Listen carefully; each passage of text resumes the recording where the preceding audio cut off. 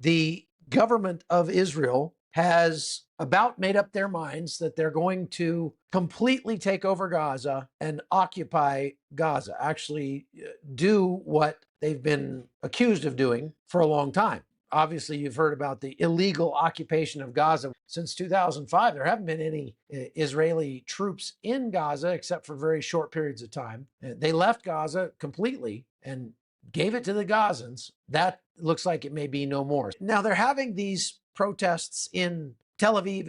When that video came out of the Israeli hostages being starved to death, and I'm going to show it to you because their parents have asked it to be shown. It's actually being shown in Times Square in New York City on a huge screen now. The video of one of the two hostages that they showed in the videos who is just starving to death. So I've got an interview that was done in Hebrew with the father of Ram Bruslovsky, one of the two hostages. And I want you to listen specifically to what he says about what he thinks the IDF should do right now to try to save his son. Take a listen. No need to talk like you see your child dying in front of you before your eyes and you can't do anything. It's maddening. Nothing you can do. At least let the Red Cross in, let them give him treatment. At least, first of all, keep him alive. Then see if I even said that they should do a rescue because he's going to die anyway. He's saying the IDF should attempt a rescue because he's going to die anyway. So he will probably die in a rescue attempt, but it's worth a try because they're going to kill him one way or the other. And I think finally, many people who have been swayed by the famine argument, the hunger argument, the genocide argument, all that stuff in Gaza are starting to see the light when they see these images of these hostages being starved to death. They realize these are monsters and there's very little chance we're going to get our hostages back alive. Go ahead and attempt a rescue, and hopefully they can get the Red Cross in there too. And all the professionals said that, those who understand, not me, that it's a matter of a few days. He doesn't have much time left. He can't hold on much longer. He's undergoing torture, and he is a strong boy. But I say, like always, that hold on a little longer, endure a little more, that he must be strong just a bit more. So heartbreaking, absolutely heartbreaking to listen to that. Now, I want you to listen to, I told you the protests in Tel Aviv that are calling for Israel to just stop fighting and leave Gaza. And somehow they think that will get the hostages back. I'm here to tell you, if you actually think Hamas would release the hostages after those hostages have gotten Hamas so many concessions, there's 121 countries that are talking about recognizing Palestine as a nation now. And Hamas sees a direct line. This is a direct result of October 7th and them taking those hostages. So if anything, they want to take more hostages. They've been rewarded for taking the hostages. Listen to this speaker at a protest in Tel Aviv and what he's saying. The humanitarian aid flowing into Gaza, meant to alleviate suffering, must reach Eviatar, Guy, and all the other hostages immediately. Okay, so again, being a left-wing protester, I'm assuming because he's at a left-wing rally, he's saying that food has got to go in immediately. And the insinuation there is that Israel could somehow get that aid into those hostages. Like, he's not talking to Hamas so much. He's talking to the IDF. And this just is a staggering lack of understanding of how real life actually works. Not just war, but just real life in general. We must not allow Hamas to wield life and death with such unchecked barbarity. So what would you have to do to stop them? Maybe, I don't know, invade Gaza and root out Hamas and kill them all? Shoot them in the face? That's how real life works. So it's amazing to me. This guy's at a left-wing rally, and these are the people who are there. Many people he's talking to are saying that Israel needs to lose the war. Israel needs to just stop fighting and walk away. And somehow that'll get the hostages out. But it's just amazing that he's saying Hamas has to be dealt with. To remain silent now is to be complicit in their slow, agonizing death. Okay, what do you want us to do? I just imagine all the soldiers in Gaza just going, oh my gosh.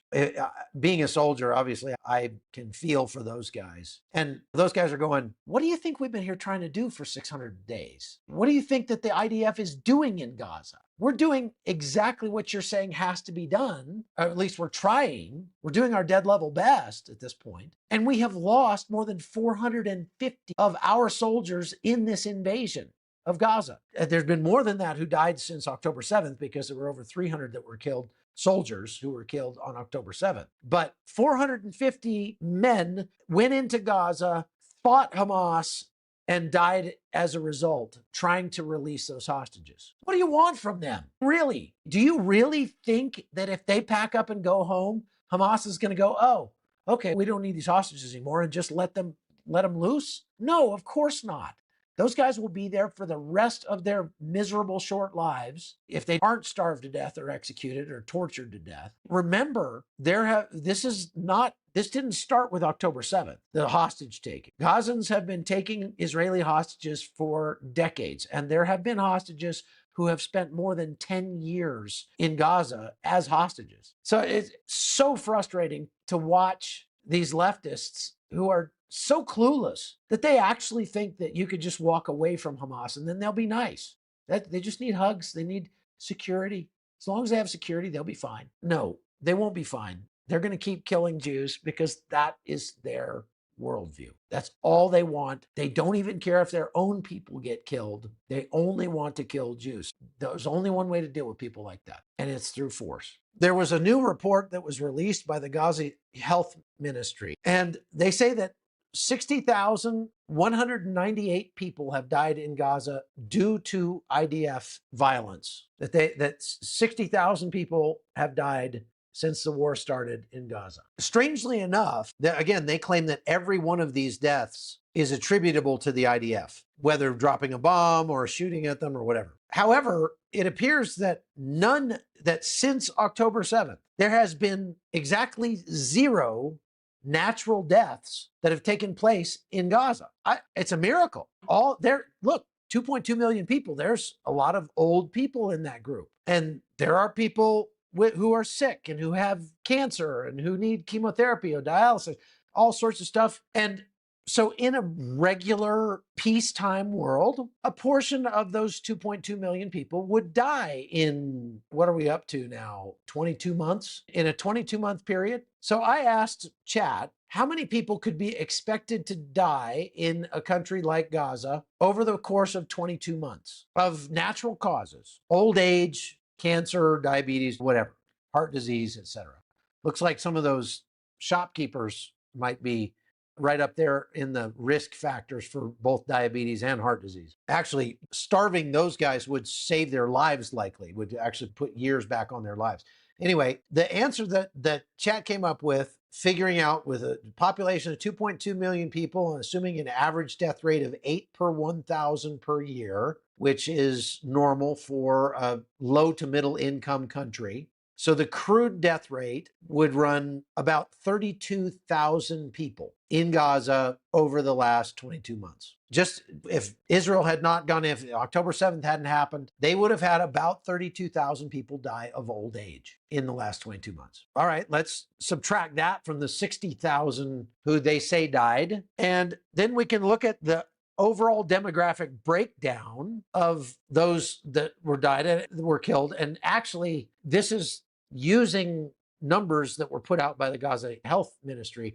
So you can't really trust those numbers very well. So for example, they could easily classify a lot of young men as children when in reality, those guys are Hamas fighters. An 18-year-old Hamas fighter, and we've seen Hamas fighters in this war as young as 13. So the numbers could easily be skewed, and they say, oh, look at the number of children that are being killed in Gaza. They say that between 0 and 17, ages 0 to 17, 10,655 boys have been killed since October 7th. And that represents about 17.7% of the total death list that they came out with, 60 plus thousand people. Now, how many of those boys do you suppose were, if you had to guess, were between 15 and 18 years old. I would say far more than half, most likely, of that 10,000 number, if that number is even anywhere near accurate. The largest group of people, almost half of the total number of people who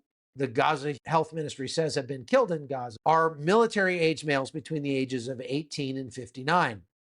45.81%. If you take just that number and say, okay, so in a normal 22 months time period, 32,000 people would have died of old age. And the Gaza Health Ministry says 27,577 men have died in Gaza since the war started. You're almost up to 60,000 right there. You're getting real close. So if that's the case, now I would assume that because Gaza is at war and there are there's lots of hardship, suffering, no electricity, difficult to get clean water, they're being forced to move around as the fighting shifts from north to south and back again, that there would be actually more natural deaths, more aged people who normally would have been sitting comfortably in a nice air-conditioned house, and so they are not under a lot of stress, would not have died, but they died of whatever their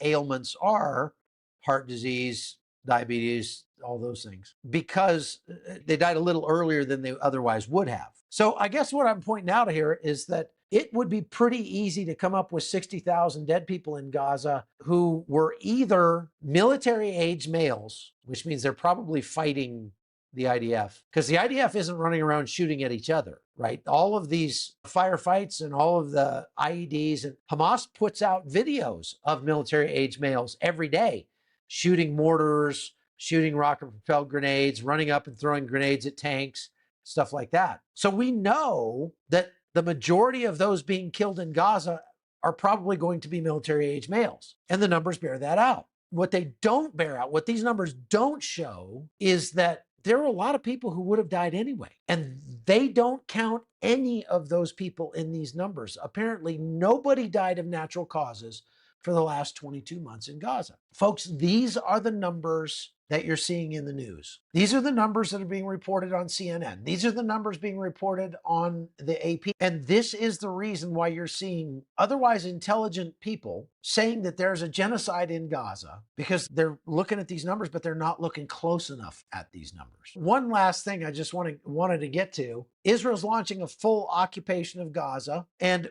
so what does that actually mean? Right now, they control almost 70%, I believe, 70-ish% of Gaza. And in those areas that they control, the Gazans are not allowed to go. Israel is saying, we're going to take over the other 25% of Gaza, where all of the Gazans are. And that means that we are going to be an occupying force in Gaza for the foreseeable future. Now, this has caused some consternation, to say the least, among high-level leaders of the IDF. As a matter of fact, the head of the IDF, I've just spaced on his name, is talking about, the top general is talking about possibly resigning, not because he doesn't think it's a worthwhile endeavor, but because he thinks it's going to just be too expensive in terms of blood and treasure. So not everybody's on board with this plan, to say the least. However, it looks like the Israeli government is going to go forward with it, and they're going to take over the rest of Gaza, hold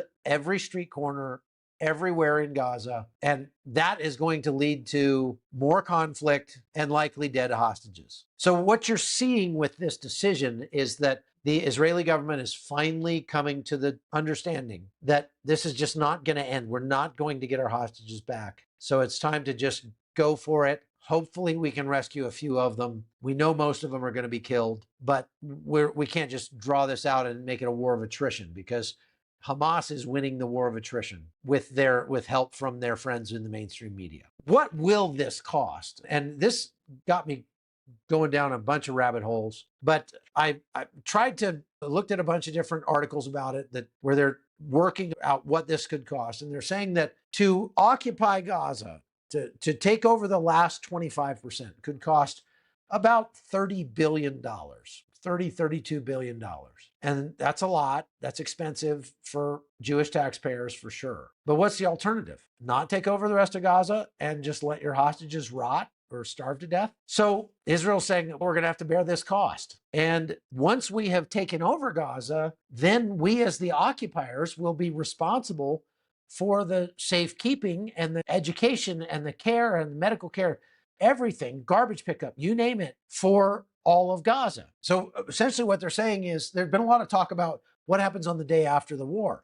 Who takes over Gaza? It can't be Hamas. So they've talked about bringing in a peacekeeping force from other Arab countries. They've talked about the Palestinian Authority taking over.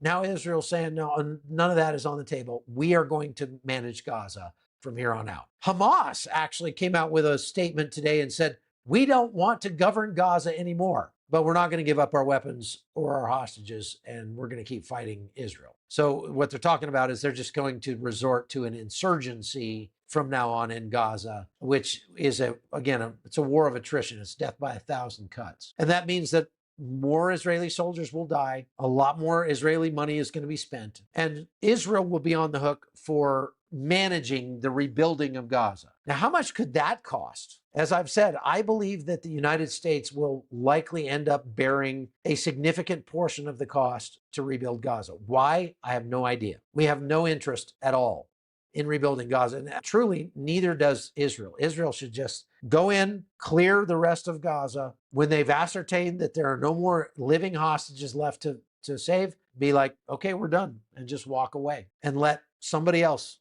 take over the rebuilding process. But that's not what they're saying they're going to do now. They're saying they're going to have to manage the rebuilding. The rebuilding could easily $150 billion, easily. No, not even just a little bit. Minimum 75 billion, but really more like it, 100 to 150 billion dollars. Everything always costs twice as much as you think. Now, I want you to contrast that with the estimates for rebuilding Ukraine after the war that's been going on for 3 years there. And you're talking about a very large country that has been bombed every night, that has significant portions of the country that have been flattened like Gaza, okay? And this is a country of 40 million people, not 2.2 million. But the estimate is that it would cost $486 billion to rebuild Ukraine and 100 to 150 billion to rebuild just Gaza. What are they going to make Gaza into? They could bulldoze everything and set up tents and say, there you go, that's what we're going to provide you. There is no international law anywhere that says Israel is going to be on the hook to rebuild Gaza to the standards of living that the Israelis have, to a modern Western country. Gaza was not that before the war. Israel doesn't have any obligation to make it that after the war.